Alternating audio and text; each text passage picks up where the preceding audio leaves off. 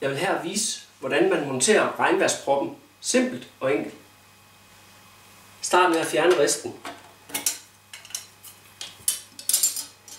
I dette tilfælde der er afløbet allerede rengjort, men man rengør med en klud og et universal rengøringsmiddel øverst oppe i afløbet, til man har en tør og rengjort flade at fastspænde i. Tag nu regnværsproppen og monter ned i hullet. Og sørg for, at den slutter helt til. Så spænder man med en 17 fast nøgle, eller brug en svensk nøgle.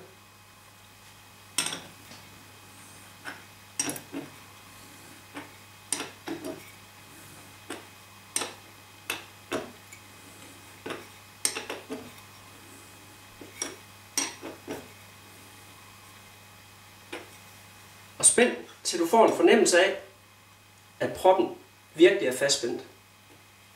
Simpelt og enkelt.